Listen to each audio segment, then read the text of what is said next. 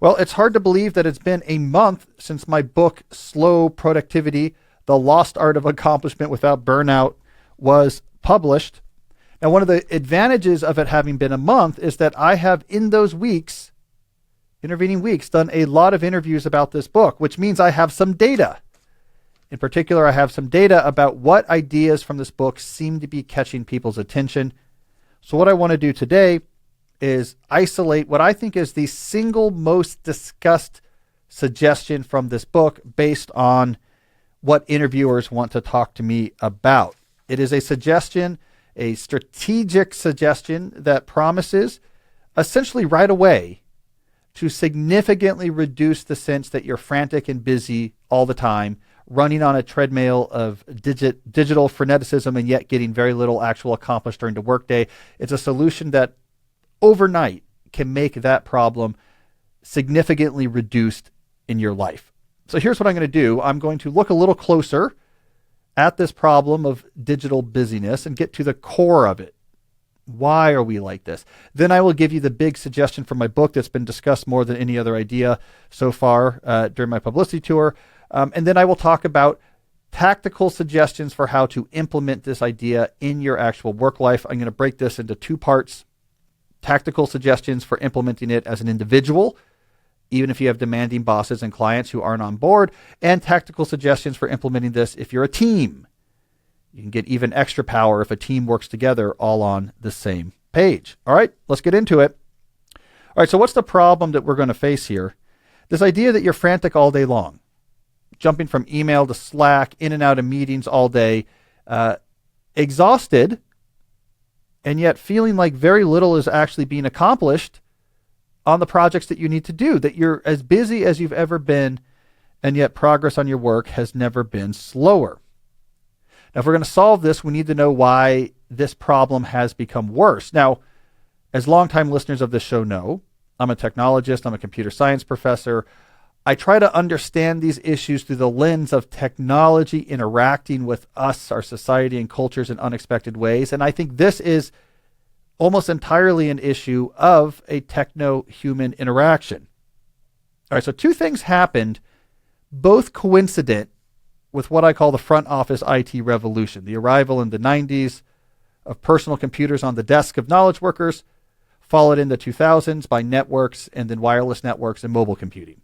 So the front office IT revolution, two things came along with this that created this sense of frantic busyness in which very little was getting done. One, I think this is probably the least reported, it ended specialization.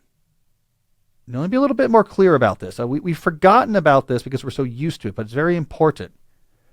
Pre-front office IT revolution, work tasks were more specialized. There was enough custom knowledge and tools and friction involved in doing most things in the office that we tended to specialize. Different support staff would work on different things. If you were an executive knowledge worker, you would be thinking more about strategy, for example, but you didn't type things and you weren't able to make flight reservations, and certainly you couldn't put together slides for a presentation. You need a graphic department to do that. There was all sorts of different people that worked together. Things were more specialized. Then the personal computer came along. And he said, look, this is going to be a productivity miracle. And they were right in the very narrow sense that the personal computer took many of these things that were happening in the office and made them more efficient to do. Typing is much easier on a word processor. Now really anyone can do it. You can fix mistakes. It's not when you're typing onto a typewriter paper, you really need to be good at typing. Otherwise, you're going to be constantly whiting things out. Computer, you can fix your mistakes on it. You can format things yourself. You can build slides. You can do your own presentations. You can send your own communications. You don't need voicemail. You don't need a secretary. You can send emails and wait for those emails to come in. We get intra-office intranets, where now I can log timesheets and book travel and fill out compliance forms. It made lots of things doable by everybody. So what happened with this revolution? We fired all the support staff and said, who's left? Just do everything now. So the amount of work possible for each individual left in knowledge work after the front office revolution skyrocketed. The sheer diversity of different things you might do during your days compared to like the Mad Men days of the 1960s to 2006, is vastly increased. All right, the second thing that happened coincident with the front office IT revolution is digital networking reduced the friction of trying to assign some of this work to someone else. So now there's a vastly larger pool of things people can be doing. It's no longer, hey, Don Draper, go build this ad campaign for Kodak and let us know when you're done. Now there's all this infinitely mini, smaller types of things we can ask people to do. Digital networks reduce the friction of actually assigning work. There is no social capital cost or minimal social capital cost when I'm just writing abstractly into a screen. Hey, Don, can you throw together some numbers for the Q2 report? Send. I don't have to see your face. I don't have to see this as a transaction in which I'm asking for a valuable resource of you. I don't see this as a favor. It's an abstraction. Send. Boom. Off that goes. It's also much easier, right? As soon as I think of something, I could get it off my plate. I can play obligation hot potato by just type, send. And I don't have to worry about it. In a pre-digital network era, it might be a while till I see you again. Maybe we have a meeting scheduled tomorrow. So I need some way of keeping track of what's on my plate and what needs to be done. And once I'm more organized about things, I might actually start consolidating things and taking things off my plate or being smarter about how we organize our efforts. But in the digital network age, I don't have to do any of that because as soon as something appears into my cognitive world and becomes causing stress, I can get that hot potato out of my hands in 7 seconds of typing. And so we became less organized, less considered about tasks, and just started throwing them off left and right. So we put these two things together. The amount of possible work for a knowledge worker to do increased. The amount of possible work that was on the knowledge worker's plate increased. We got overloaded. This then created, right? So this is not directly the problem we talked about, which is busyness, but it created that problem. And it created that problem because, of course, the reality of anything that you have committed to do, a project, a task, whatever size it is that it brings with it its own administrative overhead. You have to talk about it, you have to collaborate about it, you have to gather materials for it. And in the age of the front office IT revolution, this administrative overhead became more disruptive and time fracturing than ever before because it could be sending emails back and forth throughout the day, right? This was one of the most attention fracturing possible means of collaboration. Asynchronous back and forth conversations that require you to constantly be checking channels and inboxes so that you see the next message in time to reply. We also have the digital meeting revolution. It's never been easier to throw a meeting on people's calendars, to throw around invites. The cost of setting up meetings really reduced. So now we're paying this administrative overhead on more things than ever before, and the impact of this administrative overhead is more invasive and intrusive than ever before. This is what has caused our current problem with frenetic busyness. Why we feel like we're answering messages and in meetings all day but getting very little done is because we have too many things on our plate. And each of these things is generating its own stream of time disruption that takes our time and attention, but doesn't actually allow us to complete the thing. It's just talking about the thing. And we end up with days totalized by collaboration and overhead with very little time left to actually accomplish work. We have to do it in the mornings. We have to do it in the late evenings. This is not just inefficient, as I like to say during my interviews for slow productivity. It's downright deranging.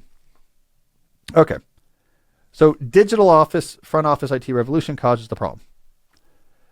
What is my idea? What is the idea that comes up more often than any other when we talk about this book on podcasts and radio interviews for solving this problem? Well, now that we understand it, we know what the solutions will be. How do you solve busyness? You don't, as many people suggest, try to go after the symptoms and say, we're going to have rules to try to put moats around, protect us from the busyness and this administrative overhead. Better expectations on email. Don't expect a reply right away, so that way you can batch your emails. No meetings on a certain day of the week, and that way you can have a day free of the meetings. This is our instinct to treat the symptoms, but this doesn't work because this administrative overhead is actually needed. You've agreed to these projects. This is how these projects make progress. And if you're not able to be involved in the conversations and have the meetings and the emails, things stall and it's a problem. So these type of treating the symptoms approaches don't work. We need to treat the actual underlying problem. And here there's no shortcut to the solution of reducing the number of things creating administrative overhead. That is how you solve the problem of frantic, deranging busyness. Have less things generating administrative overhead. It's less about taming the administrative overhead generated by a single project than it is having fewer projects generating the overhead itself. Hey there, I want to take a quick moment to tell you about my new book, Slow Productivity, The Lost Art of Accomplishment Without Burnout.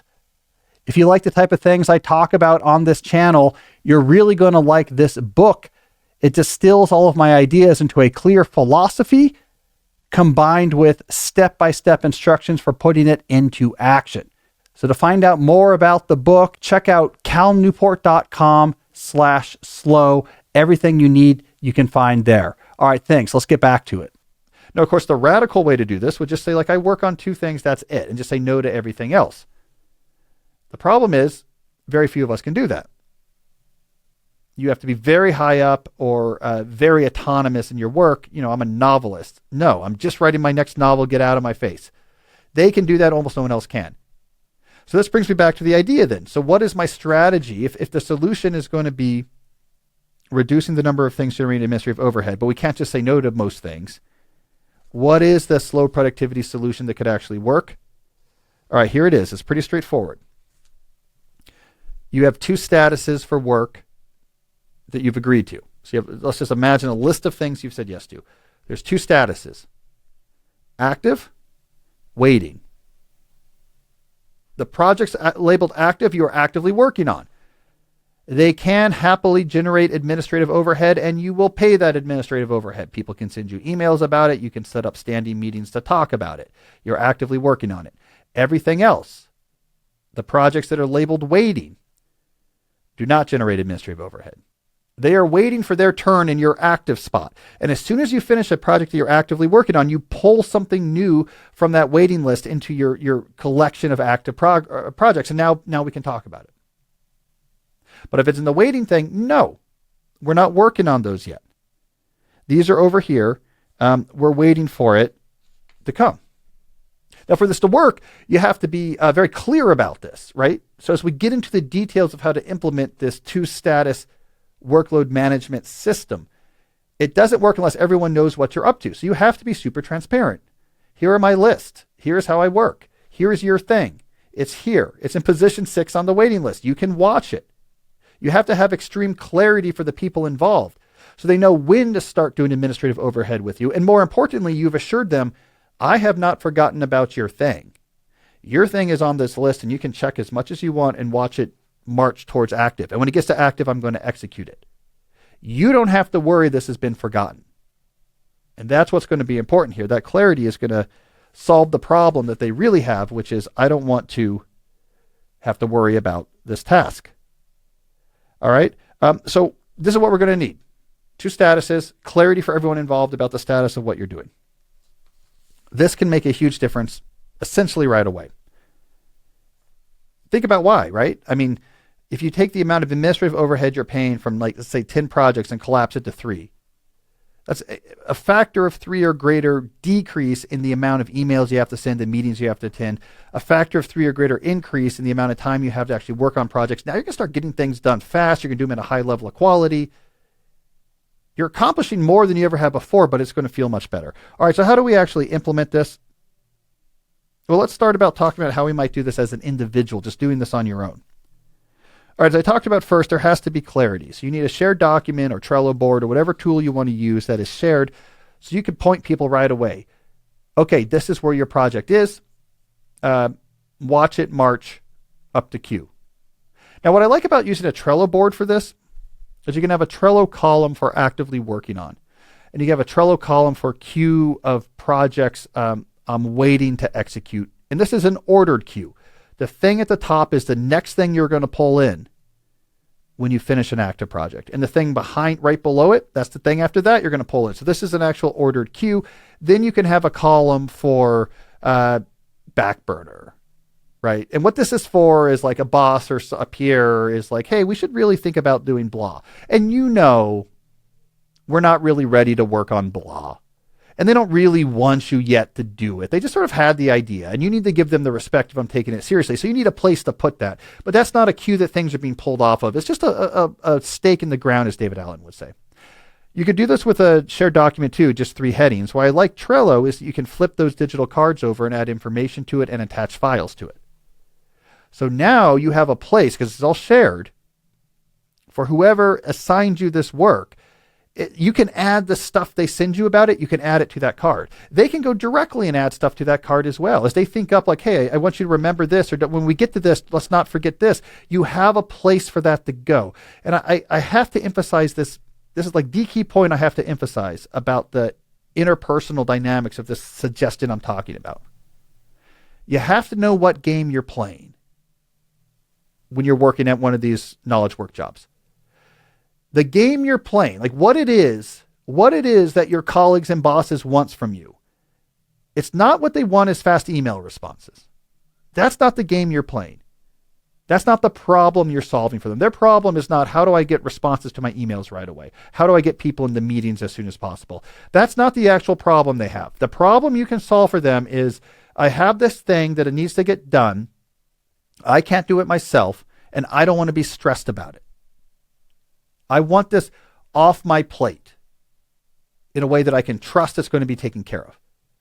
That's the problem you're solving for other people. So when they can see, here it is, it's in Cal's column and it's in position 3, you're solving that problem for them. More importantly, when they think of something else, hey, remember this thing we're going to do? I just have 3 more examples. Like I asked you to update the website with client testimonials. You put it in your queue of things that are waiting. Oh, you know what? I just thought of I just got a testimonial from another client. We should make sure we put this in here. Or here's another idea I had. When you're using something like a Trello card, you can receive that information and say, great, I've just added it to the card. And they can see all this stuff is being attached to this card, the files, the text, the links. And here's the information. It's all building up here. And this project is moving up this queue of things that Cal's going to work on next. And all the information is there. And you're solving the problem for your colleagues or clients of, I don't have to worry about this. So having a place where not only they can see their work is waiting to get done, but a place to put all their thoughts about their work, the files, the notes. And you can tell them to do that directly, or if they send it to you, you can just add it to a card. That's not a big deal to add information to a card. If it's your boss, you should do that for them. None of this is a big deal. They're happy that this is being taken care of. All right, so you have this transparency. Now, what you have to do is work really hard on the things that are in the active list. And you have to let people know when you pull a new project into the active list, this is critical. You got to email whoever is involved in that, whoever assigned it to you, whoever else you're working on. Say, hey, I'm actively working on this now. It's on my active list link. I'm all in on this. So let's rock and roll. Like, let's meet, email me, like all the stuff that is kind of annoying. It's not so annoying to me anymore because this is just one of 3 projects I'm going. Let's go. Let's kick it off. Let's have a meeting. Let's have a brainstorm. Let's figure out a plan. I have a lot of time to dedicate to this, and you just get that thing done. So you have to let people know. You got to actually do the things that are active and let people know when you're doing those things. And as people have gone through 2 or 3 of these cycles with you, they're like, okay, I get how this works. This is cool. Cal will let me know when my thing is active. If I think up thoughts and I send it to him, I know it'll be stored. I trust him. When this thing gets active, he's going to let me know, and he's going to get after it, and this thing's going to get accomplished pretty quickly, and it's going to be accomplished well. So another thing that this is going to help you is this is going to allow you to avoid having to do these prioritization decisions in the moment of like, is this important or not, saying yes or no. This is kind of the problem with a lot of minimalist approaches to workload management. It's basically so you have to say no more often. You have to say yes to fewer things. Like, what's the one thing you want to do? What's essential? The problem with these approaches is that's like difficult decisions to make, especially when it's 4 p.m. on a Friday and you're tired and your boss puts his head in the door and is like, I need you to update the bulletin part of the website, or I think we need a better strategy, or we need to figure out how to use, if we should be using ChatGPT, like whatever they're throwing at you. It's really hard in the moment when you're exhausted. They're there. They want this from you. The pressure's on for you to do the calculation and say, no, this is insufficiently important to the one thing I want to be working on. It's too difficult in the moment. This approach allows you to get around that, because you can sort of soft commit to one of these things. In the moment, it just goes onto your list. And now when things are on your list, we can start talking about reprioritization and de-accessioning, actually taking things off the list. So you can think now about priorities, right? Like, so when people bring you new things or something is they're asking you about something, you can talk to your boss or clients about how should we mess with the order of this list? And I think that's something you want to be doing a lot. The waiting list. The column in Trello. hey, should I move? Where do you want this? Like, how urgent? Here's my list. Like, should I put it up at the top or in the middle, or like where do you think this should fall? Like, you get the stakeholders who are giving you this work involved. So you're often doing this reprioritization. Now, what's going to happen here is that the things that kind of went on your list that weren't really that important, it was like in the moment of brainstorm, or as things developed, it turned out to be less important than you thought. They're just going to sort of stay at the bottom of the waiting list because things keep getting moved above them. So you need to be willing to reaccession or deaccession those things. Maybe move them diplomatically over to the back burner list, and then at some point maybe take them off that list altogether. There's a good opportunity here to see like what really is important. If you've been languishing on my waiting queue, it keeps getting moved down, things getting replaced, then we know that wasn't a right thing to be working on anyways. All right, so you have to allow reprioritization and you have to do these deaccessioning. This is what I would do as an individual. Again, there is some pain in doing this, but it's not as bad as you think. Blame me. Say it's a Cal Newport idea. But I'm telling you, the problem you're solving for your colleagues and clients is making their life easier. Knowing you have this way of working and it produces good results, and I don't have to keep track of things. I don't have to bother you. I don't have to remember things. I know how to deal with getting you work. And if I have ideas about that work, that I can send it to you and I could watch it get captured. 8 times out of 10, this is going to fly. 2 times out of 10, it won't. 8 times out of 10, this will fly. And it will make your life, if it does fly as an individual, it's going to make your life so much better because, again, 2 or 3 projects worth of administrative overhead is cake. You can do all of the like 1990s, 1980s style productivity tips for figuring out like the most urgent thing to work on and the quadrants and all the all that stuff works when you have 3 projects worth of administrative overhead. Not when you have 13. Then you're just, until blood comes out of your eyes. 3, you could do that. All right, what about if you're on a team? How does this work if you're on a team and everyone's on board? Well, in this case, and I detail in particular in the book because there's a specific case study of a team doing this in the book. So I write about exactly how they do it. You have on a wall somewhere, be this physical or virtual, Post-it notes for all the project ideas or feature additions or whatever it is, whatever your units of work is. You store them. Whenever something comes up, we should do this. We need to update the website. We need to add this feature to the software. We need to gather a report of all of the statistics. Every time an idea for a project comes up for the team, it goes on a wall, be it real or virtual, in a big column that's for like stuff we might do. So if someone has an idea, they have a place to put it where they know it won't be forgotten. 2, you have another column in this wall for each of the people on the team. And when someone is working on something, you move that, be it physically or virtually, into their column. So you can see right away, what is everyone working on? You can also see right away, how much is everyone working on? And again, you want this to be 1 or 2 things, maybe 3, depending on what type of work you're doing. The final piece to this team-based two-status workload management is that you have a regular, efficient, highly structured check-in meeting. You could do this in the morning or midday. It could be every day, would probably be good. Maybe every other day, maybe Monday, Wednesday, Friday, where we check in on this wall. Okay, how is everything? What are you working on? I see it on the wall. How's that going? Do you need anything from anyone else? What's holding you back? Let's figure this all out right now. We don't have to do a bunch of emails. You're going to need this information. You're going to need that. Okay, let's just write down. And I would have a shared document, like a log of each meeting. So this is all in stone, right? So you can't get away with ignoring it. Okay, so like Dan, you want to get Laura. She's going to need this information. When can you get it to her? You're going to do it by tonight. Okay, he's stuck because he's waiting for this. You figure out who needs what. Fine. If someone is done with something, it is in these team meetings, you look at the big pile of stuff we could do, and you figure out as a team, what things should this person work on next? We're going to pull something new to their column. And this is how you handle work. So nothing gets lost. If you have an idea, it goes on the wall. You know what you're working on. You get what you need from people. As you finish things, more things come over. People are churning through things pretty quick. But just like with our Trello list, one of the key things about this is you see languishing. This thing was on the wall for the last 2 months. We keep prioritizing other stuff over it. You know what? I don't think that was as important as it felt as the time. Let's take it off the wall. So you get this deaccessioning based on your implicit aggregate priority decisions. So real teams use this, right? Real teams use this. They used to use Post-it notes. If you're a software developer, this sounds familiar. This is a modification of a Kanban-style agile methodology. Yes, software developers are way ahead of the rest of us knowledge workers on this. So no, this is not an original idea, but you can adapt it to almost any type of knowledge work, which is the key idea I make in this book. All right, so what do we have in common here? Having two statuses. Whether we're in a team or an individual, having two statuses, actively working on, waiting to work on, a place for the waiting to be, a place to gather information about the waiting, transparency into what is where so we can have group reprioritizations and deaccession decisions will drastically improve your life.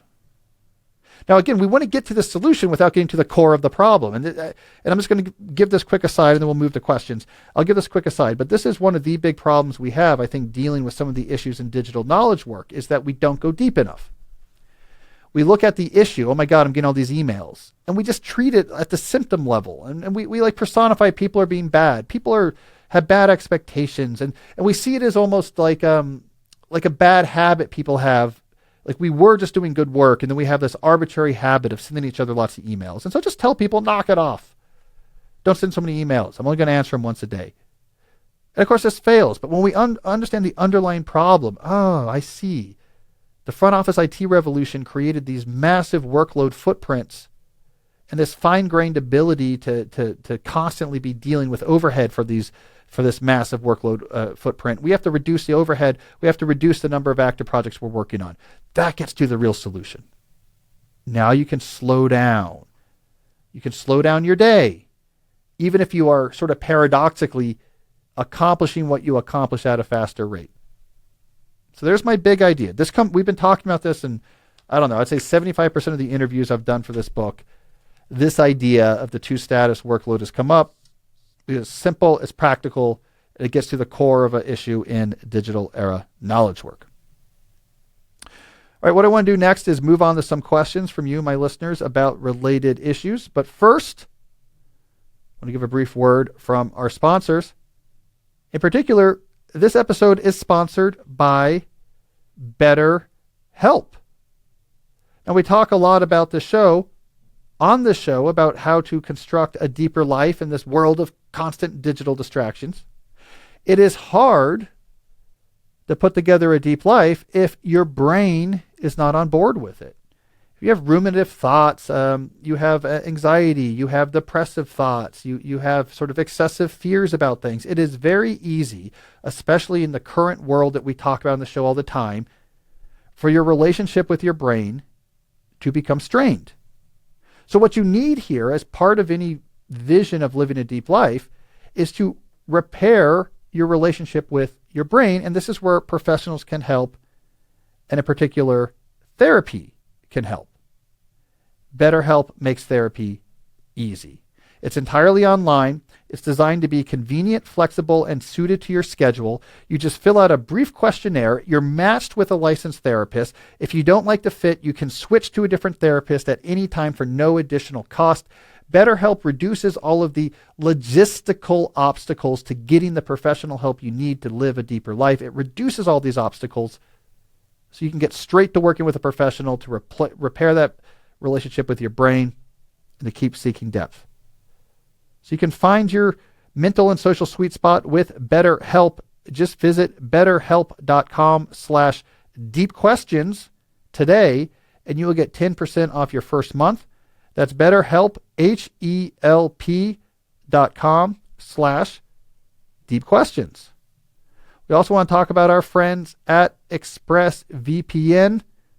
Look, I'm a computer scientist, so I'm telling you this. You need a VPN. Here's why. When you access the internet, the websites or services that you're accessing are clearly listed on all of what are called packets, the little bundles of data that you send out onto the network itself. Anyone looking at these little bundles of data can see what sites and services you're using. So if you're in public, let's say on a wireless Wi-Fi connection, anyone with a radio antenna can look at exactly what sites or services you're using. If you're at home, your internet service provider can look at exactly what sites and services you're using. They can gather this data. They can sell this data to advertisers. And if you think they're not doing that, then I have a bridge in Brooklyn that I want to send to you. A VPN helps you avoid this privacy violation.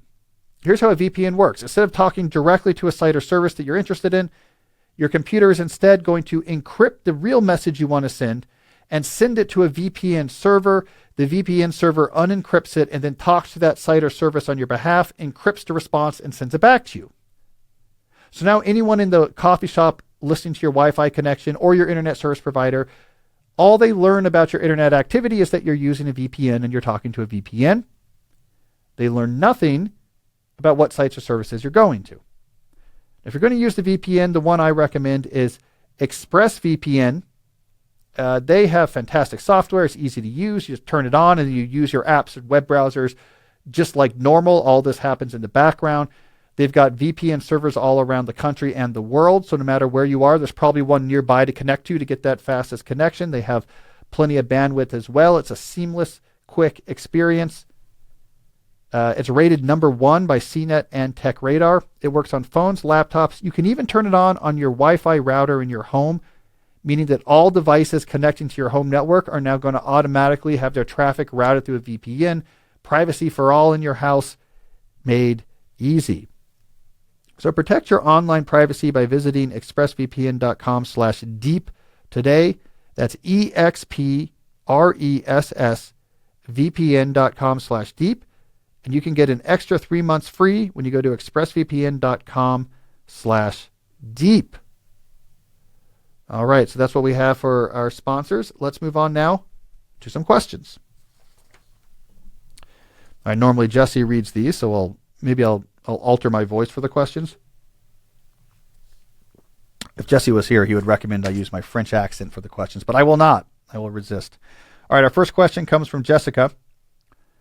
Jessica says, I should start with the fact that I am neurodivergent and a very anxious person, which might answer part of the question. But I wonder how I can make myself stick to a simple productivity system instead of revamping everything pretty much every week. I always feel like if I could just find the perfect system, it would fix everything. Well, Jessica, I don't think your concerns here are specifically due to neurodivergence or anxiety. They're very common among people who get serious about how they organize their digital era knowledge work. Part of the problem is a lot of people put, I would say, too much faith in what their productivity system can accomplish for them. But here's the thing. Productivity systems, they cannot do your work for you. They cannot in themselves make you successful at your job. They certainly cannot fix everything. In the world of digital knowledge work, what do productivity systems actually do? Two things. They can help you make consistent and smart decisions about what to work on. So get you out of that, free you from that mode of reactivity of just, oh my God, something's due. Someone just emailed me. I'm just trying to answer these incoming pings and put out the rapidly growing fires. They can also help you avoid unnecessarily wasting your time and attention. So I'm going to be more careful about how I deal with my brain. I don't want to context switch too much. I'm going to sort of build my scheduling and approach to work and my processes around one thing at a time, consolidating, context switching, etc. So smart decisions, planning, and help you avoid unnecessary drags on your time and attention so you get more out of your brain. And this is more of scheduling and processes. If you have ideas for both of those goals that are working for you, then you're getting most of the benefits a productivity system can get. Now, if you tune up the system, it'll be useful, but it's not going to be night or day. Night or day is having something in place, planning that's smart for making decisions, and scheduling and process things in place to help you not waste unnecessary time and attention.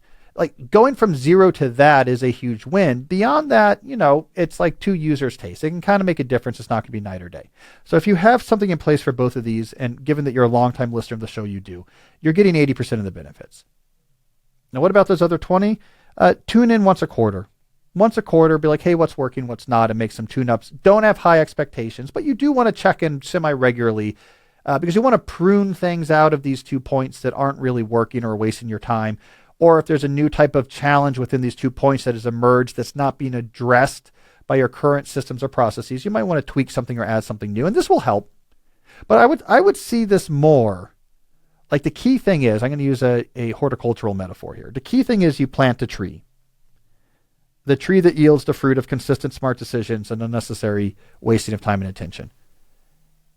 That's the big deal, is planting the tree, having those fruits. Now over time you want to prune it.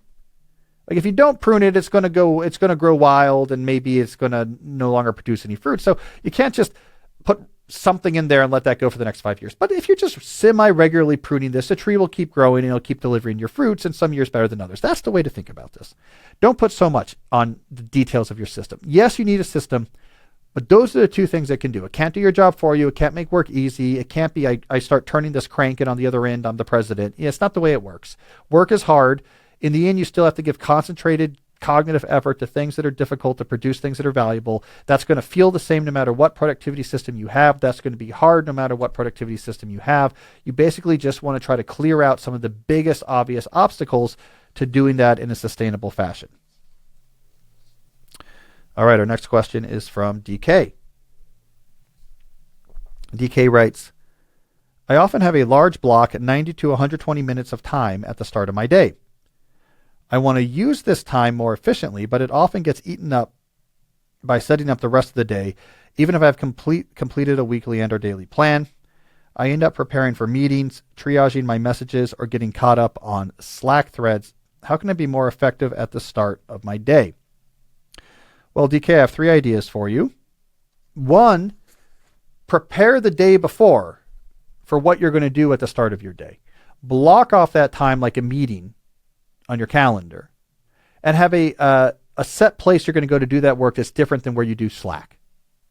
That's different than where you think about like your meeting prep.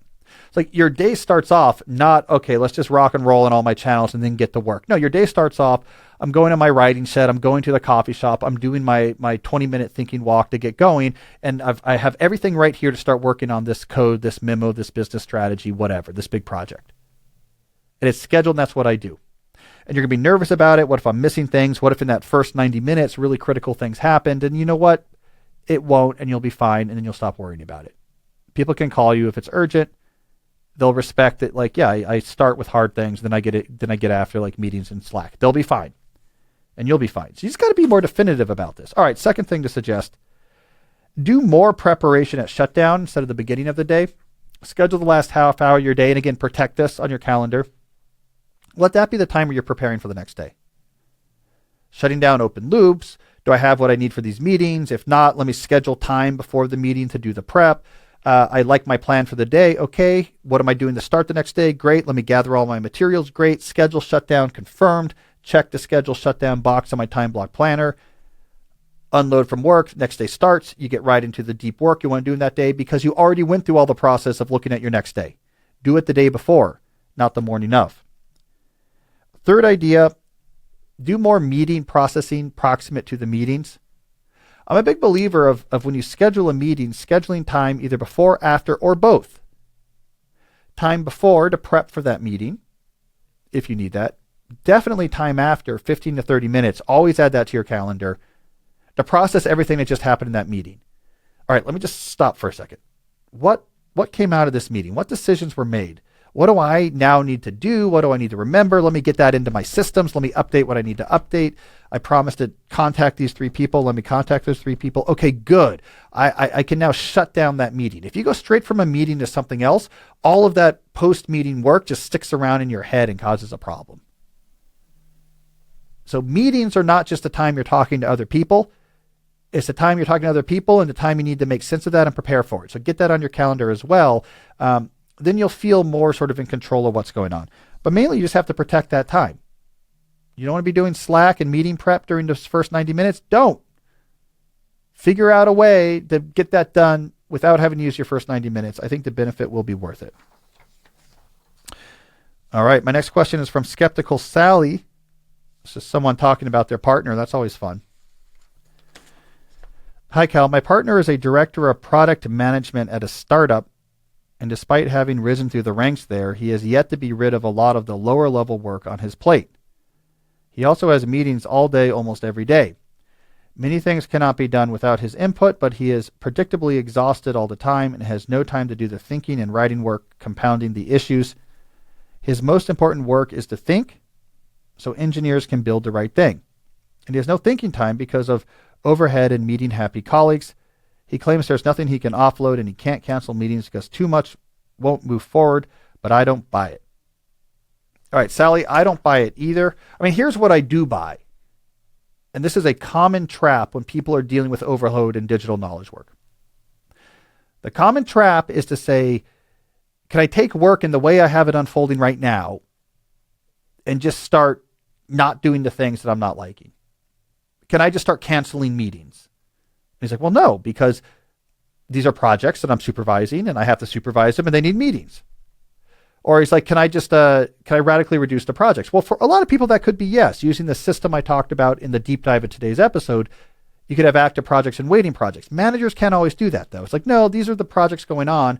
I'm in charge of them, but not in charge of deciding what we do. And so, no, I can't offload projects. And then they throw up their hands. But what they don't think about is, can I change the structure in which this work is actually happening? Not changing what I'm doing, but changing how I'm doing it. And here we often get significant failures of imagination. So, Sally, here's what I would tell your husband. Here's what you're going to do. 2.5 hours every afternoon, maybe 3. It's going to be a 30 to 60 minute office hour block right there in your afternoon. Your door is open. You have Zooms or Teams turned on with a waiting room, and your phone is on. The rest of this time, you have a Calendly, whatever type setup, 15-minute blocks, 15 or 30-minute blocks. You choose which.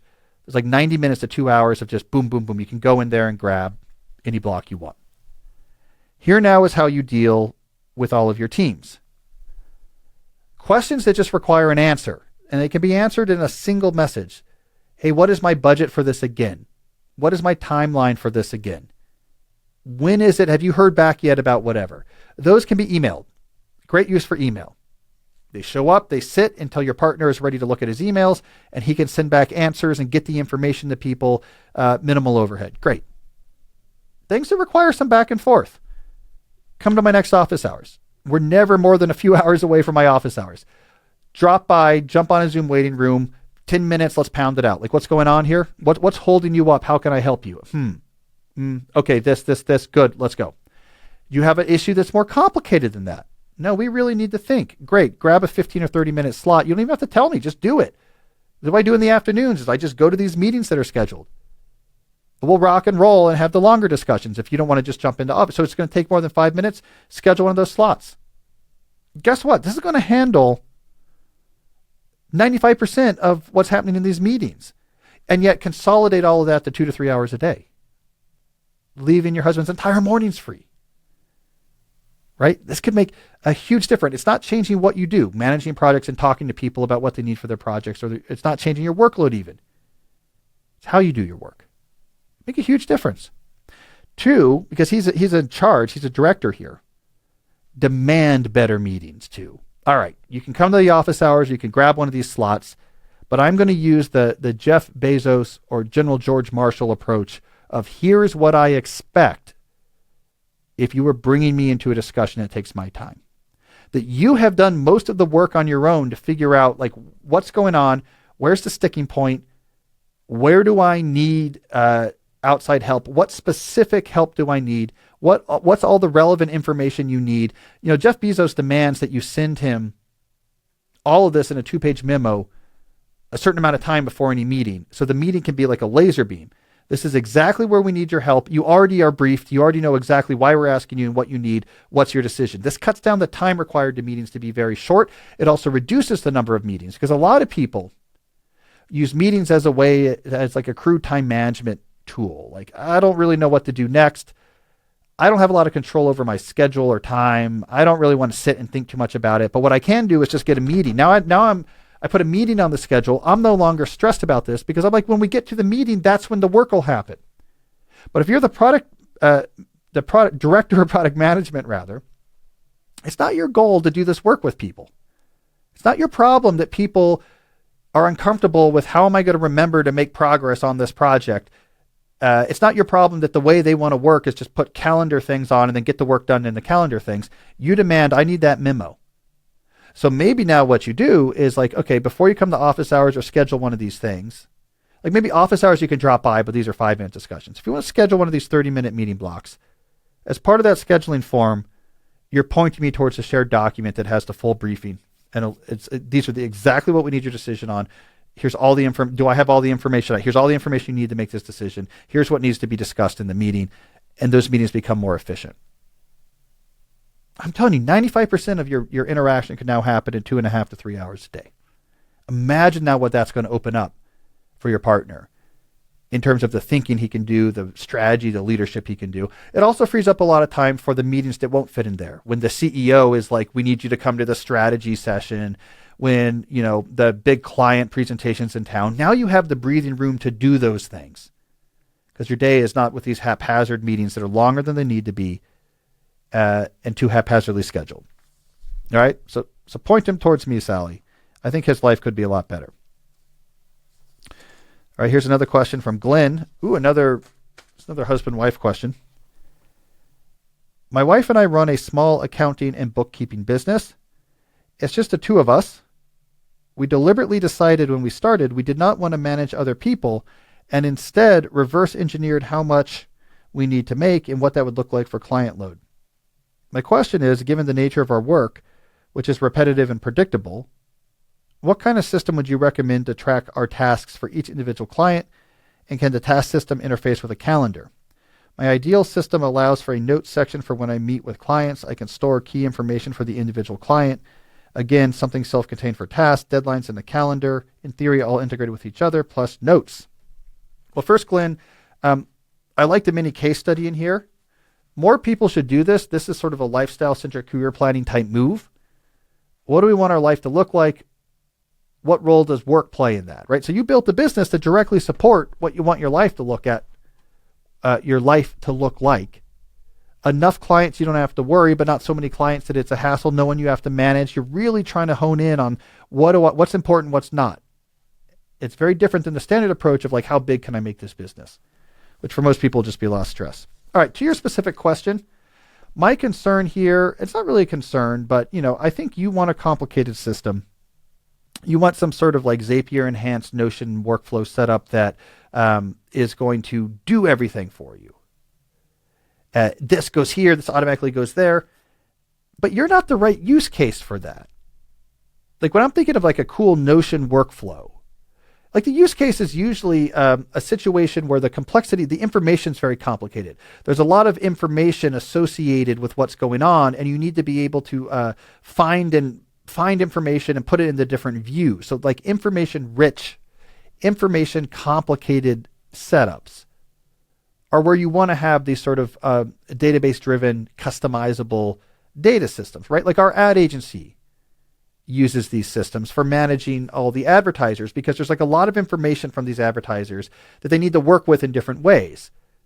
And so like they can show us, for example, a work table where just show Cal and Jesse the advertisement reads happening for this week's episode. And here are the scripts for it. But we can also then say, let me take this advertiser that I'm doing a read for next week, and let me see break that out now and show me all of the ad reads I've done for them in the last, let's say, 6 months. Now, so when you need to be doing these sort of complex interactions with data, these systems like Airtable or Notion, these integrations can be incredibly useful. But your company's too simple for that. It's too simple for it. Now, you could build one of these systems if you like it, but it's not like this is holding you back. So like in your case, what would I do? All right, you need some sort of place for holding tasks or information for each client. Like it could be a Trello board. It could be a folder on Google Drive. All right, we know here's what's pending. Here's like what we're working on right now, the deadlines. We can attach files to things. We have notes relevant to the client. They're all in this one place. Every client has their own board or directory. Fine. But then basically what you need to do, and I know this is not exciting, is have an all hands on deck meeting, which means you and your wife, Glenn, on Friday afternoon, and you look through your clients. What's on their to-do list? What do we finish these things that are active? What things need to be done this upcoming week? And you make your plan for the week, your weekly plan. And this stuff goes on the calendar or in a weekly plan document. All right, this is due this day to this day. When are we going to do this work? And maybe you're putting a lot of this work on your calendar. Like this day we're working on this client, we're doing on this. And you kind of build a plan for the week based on looking at what's going on with your clients. I mean, without too many clients and without complicated data, that's fine. The only other thing I would add into it, because you noted your work is predictable, is do autopilot scheduling to the degree possible. Hey, we always have to file these type of things on the third Friday of every month for our clients. Like, this is when we do that work. Thursday morning, we always have 4 hours blocked off. And me and my wife sit there and we go through and do all this filing, right? And then we've thought about how to make this a little bit more efficient now that so we don't have to think about, oh my God, this client needs this done. We just know that always happens in this time. And maybe we have like check-in calls we need to do with various clients. We like to do them like once a month. And so we do those Tuesday and Wednesday afternoons, and we kind of have we have a way, like those are always calls, and we just sit there, we have our coffee, we go from call to call, and we make sure everyone has a recurring call. Like, so you can have these autopilot schedules for the regular occurring work. Here's when and how we get it done. So you don't have to be making decisions. You don't have to worry about falling behind and realizing something is due. And it gives you a consolidation of like effort so you can look for ways to be more efficient. So when you have like the same 2 days you always do your client calls, you might eventually build a smarter system for how do we schedule these? And maybe we want a Calendly, and maybe we want a reminder system. And you begin to find efficiencies when you consolidate like work with light work, right? So I think you need a good place to store information, tasks, and their status for each client. You need to do a serious weekly plan. You need like 2 hours for this every Friday. This is a big part of your business. Make a plan for the week or two ahead. Use some autopilot scheduling for the repetitive work. That's probably what you need, because bookkeeping is, again, it's not a situation where you have complicated changing data that you necessarily need to see in different views to figure out what to do. All right, let's do one more question. This one comes from Scott. Scott says, what does Cal see in terms of the productivity potential of Apple Vision Pro as a way to create a virtual shed for a deep work session? Well, Scott, I've been writing about this issue for years. The term I coined for this is immersive single tasking. The idea of using virtual environments as a way to help increase your focus on working on a single task. So I've written about this on my newsletter essay, my blog newsletter for years. I did some writing on the New Yorker for this. I did a New Yorker piece back during the pandemic where I worked in a virtual world using a tool called Immersed, which at the time was the #1 productivity app in the Oculus App Store. And I talked to the founder of Immersed. It was interesting. And I did some work in, I guess you would say it's like a pagoda in a sort of mountainous rainforest with fire pits crackling and the rain falling outside or whatever. I'm really interested in this idea because we know, I talk about this a lot in, look, I'm going to keep holding this up, everyone who's watching, slow productivity. I talk about this in slow productivity. Environment matters. We know this, but environment matters for cognition. Like the environment you're in can help put you into the right mind state to do certain types of cognition more focused and more effectively. And I am really interested in virtual environments being used to try to get this effect. We're getting close to it. Like there's a couple problems I identified early on that have been solved or are being close to being solved. So one of these problems was resolution. You know, if I'm taking notes or whatever, or writing on a whiteboard, solving a math equation, in the virtual world, I need to see that really high resolution. I need to be able to read things and write things. That problem has been solved. The current generation of VR, as well as sort of AR and MR things like Apple Vision Pro, it's there. In fact, even a couple of years ago when I wrote about this for the New Yorker, that problem had been solved. I had 3 large computer monitors in this virtual world, and I could read them as if they really were very large computer monitors in the virtual world. The resolution was there. The bigger problem is input. So how do I, if I'm writing, for example, in a virtual world, how do I actually do that if I can't see my hands? Like, how do I actually get that done? Here, this is getting solved in a way that is much better than it was a few years ago. The way Immersed worked, and I never actually got this to work very well, there's a complicated way of mapping your real keyboard.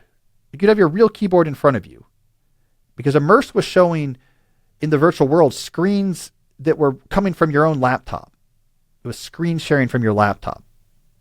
So the VR helmet was creating the virtual world, but the things you were working on were happening on your laptop. And you would put the laptop in front of you, but you couldn't see it because you had a helmet on. And they had this way of trying to map the keyboard where they'd be like, okay, press the Q, and you press the Q key, I guess it would show you the pass-through camera, and you like press the different keys, and it would figure out where in the real space the keyboard was and the keys were, and then it would show you your virtual hands and the keyboard, a virtual version of the keyboard that matched up with real world, so you could see your hands and type. But it was kind of a clunky technology back then, and I never really got it to work very well. They're getting much better at that now. The look forward cameras in something like the Oculus Quest 3 are very high resolution, and they're getting much better at tracking your hands, learning what's in your environment, like seeing a keyboard, mapping the keyboard, showing where it is. Like it can do that more automatically. The Apple Vision Pro, of course, has the advantage of it's like made from the ground up, the mix virtual with the real world. So it could take your real desk and then like change all the background around it.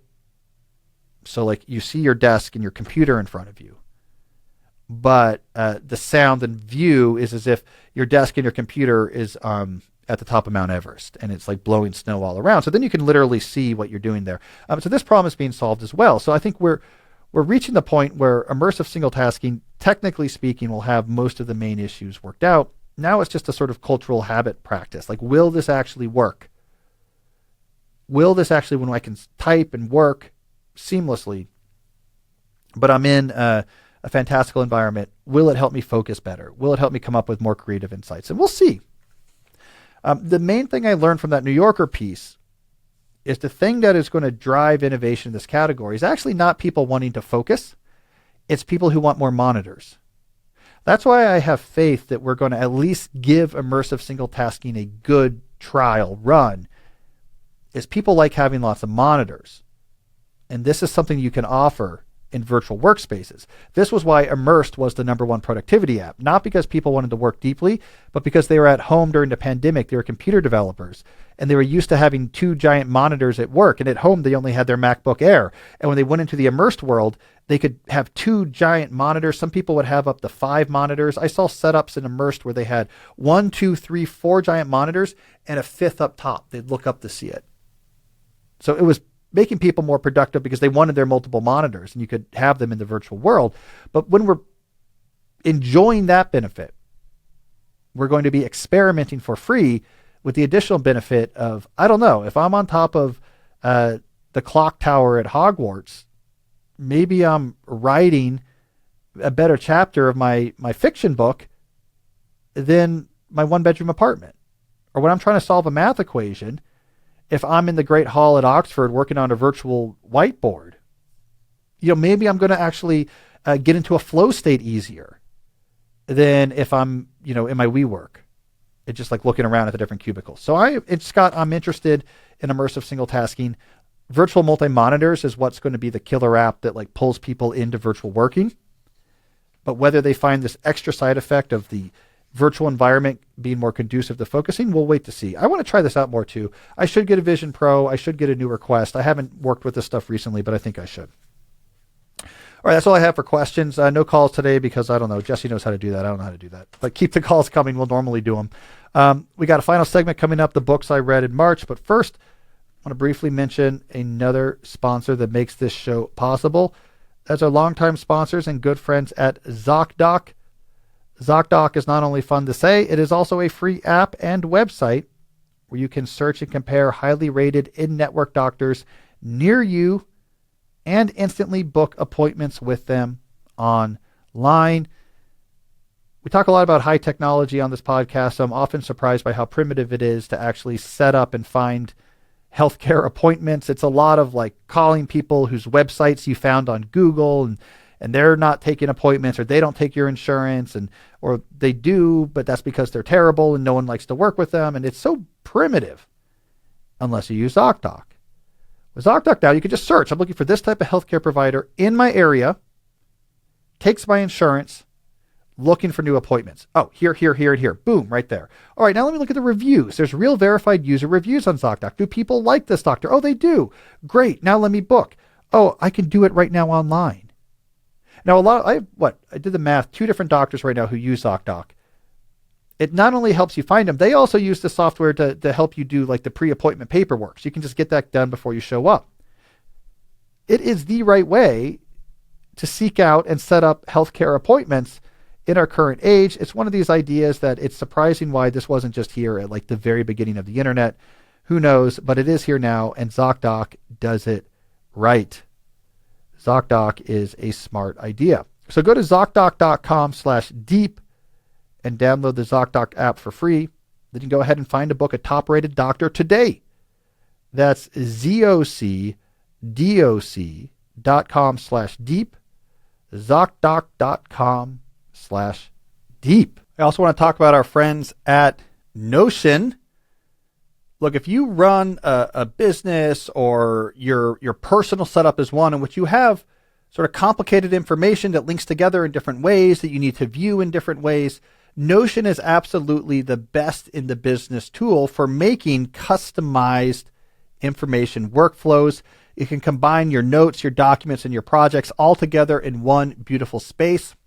I even talked about Notion earlier in this episode where I talked about how our ad agency for the podcast uses it in a beautiful way that allows us, for example, to say, show me all the ads for this episode. Okay, here's this advertiser here. Show me all the ads we've done for this advertiser. Show me all the other advertisers that have this similar attribute. We get these different ways of working with the data and seeing what we need to see. And I love the customizability of it. It's a big idea for my books, like A World Without Email, that you need to build sort of custom systems and workflows. Don't just like rock and roll on email and just try to make things work out. So Notion is fantastic. But why are we talking about them today? Because they have a new feature, which I'm really excited about. And this is Notion Q&A, which uses AI. It's an AI assistant that helps you answer questions or search for information inside your existing Notion setup. So it is a fantastic use of AI. I'm very interested in these sort of what they call vertical AI applications, where you're using AI to solve a very specific problem. And here the problem is, look, I got all this different information spread out in different formats and they're shown in different views. And now let's say I have a question like, wait, where's next quarter's roadmap? Or what about I'm looking for the marketing proposal from 2 months ago that was sent by this client. The Notion Q&A AI can just find this stuff for you. It understands your information and can help you in seconds dig up that information you need. So now you have like the carefully constructed data views that you've built in your Notion, but you can get information that's not in one of these views or that you forgot where it is very easily. It's like this extra little nudge that makes Notion just super useful, right? So the type of question you might normally turn to a coworker to answer, you just ask Q&A instead. You could ask these questions from anywhere in Notion, find exactly what you need without even having to leave the doc, for example, that you're looking at right now. Importantly, you can trust your data is secure because Notion AI is designed to protect your information. No AI models are trained on your information. Your data is encrypted and answers given to you will never be used, will never use information from pages you don't have access to. So try Notion AI for free when you go to notion.com/Cal. Now this is all lowercase letters. Notion.com/Cal to try the powerful, easy to use Notion AI today. And when you use our link, you'll be supporting our show. So remember, all lowercase letters, notion.com/Cal. All right, now let's move on to our final segment of the show. This podcast is coming out on April 1st, so let's talk about the books I read in March 2024. As longtime listeners know, I aim to read 5 books a month, and yes, that's what I did in March. It kind of a weird month because I was traveling a lot of like big books that I half read, and then actually I'm finishing in April. But anyways, it's an interesting, I ended up with an eclectic mention of list of books for March. The first was A Short History of England by Simon Jenkins. I put the word short in quotation marks. It's not exactly a short book. England, it turns out, has a long history, but I wanted to know more about it, and it was interesting. It's also, I'll tell you this, like from the American perspective, we're used to our own history having a relatively simple triumphalist core of we had this revolution based in these ideals and like we lived happily ever after. England's history is messy. It's, kings, foreign invaders, tension and wars between like the kings and the people who were given land from the last foreign invaders who don't like the new kings. A lot of capriciousness and arbitrariness, and yet somehow out of all this messiness and ugliness, what emerged in England, and this is the point Jenkins makes, I thought this was interesting, different than other places in Europe. What emerged in England was this like carefully balanced tension between the people and the monarch, and the people for a while meaning the earls, but then eventually House of Commons as well. And they didn't really trust each other, and they kind of kept each other in this sort of messy check, in a way where power was way more absolute in other places, like monarchical power. I thought that was interesting. It's a messier history, but the messiness actually became a feature, not a bug. It is why when, post-American Revolution, you have these sort of revolutionary movements across the world, England sort of survives this in a very prosaic way without major reform. They're not cutting off the heads of kings. They did do that, but that was in the 17th century. They're not toppling monarchy and starting a republic and then having that get toppled, have an emperor come in. The messiness actually created enough sort of self-regulating, self-reinforcing loops that they were able to basically kind of adjust and tweak and get through that. So it's an interesting history, but a long one. Next book I read was Brian Keating's book, Into the Impossible. Into the Impossible is the name of Brian Keating's podcast as well, which I went on to talk about slow productivity. It's a cool interview. You should look for it. Brian Keating, Into the Impossible. Brian is an astronomer. He's at UCSD, an astronomer who also has a public-facing podcast. This was a cool book. What I liked about this book, and I told Brian this, is like more people should do this. He looked in his field. He's a physicist. He's like, I'm going to interview 7 Nobel Prize winners and just learn from them. Like, what's interesting did they learn? What interesting advice do they have? Like, that's the book. And I told Brian, there should be more books like this. More like, this is my field, and I've talked to like 7 people who are very notable in this field, and here's wisdom from it. Let's not lose it. Like, what did they learn? Like, there should be a cool series in Barnes & Noble and Amazon, and you just see like these monographs for, it's magazine writers, it's like tech CEOs, it's like whatever the different areas are, and it's, volume 3. Tim Ferriss did some books like this, but there should be more like this, I think. Of like, we don't have to be fancy here. Well, tell me about like science in your life, and you want to know Nobel, like why and how, and like what's important, and reflecting it. Let's like extract your wisdom. A quick read, but a good book. Then I read Sharon Brous, Brous' book, The Amen Effect. So Sharon is a rabbi in the Los Angeles area who started this Jewish fellowship that is, I don't quite know how to describe it. It's progressive, but not like necessarily in a political sense, though it is, but more in like a religious practices sense. It's like much more like emotionally forward. They dance a lot. It's like a more like emotionally salient Judaism. Anyway, she wrote this book about the Amen effect, talking about essentially, it's based on the idea of like Amen and how this is something that's meant to be said together, and about people coming together to deal with like the hardship and challenges and joys of life. And it's like a really cool theme, and she has a lot of good theology on it and a lot of good pulling from her own experience. And it was a cool book. The one thing I will say, I don't know if this is good or bad, I'm just going to say, is throughout the book, like 80% of the examples, it's all her dealing with congregants that are coping with like unexpected and tragic death, right? And so it's very powerful, right, on the one hand.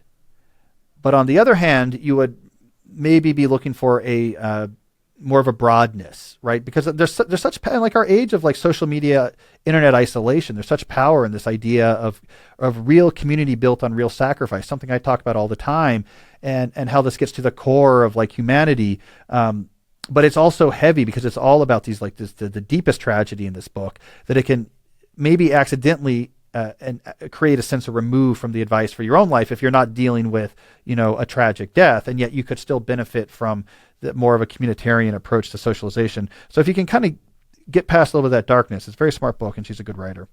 Then I read C.S. Forrester's Sink the Bismarck. See, I love C.S. Forrester's book, The Good Shepherd. I talked about it on the show. I think it's like the original techno thriller, beautifully written.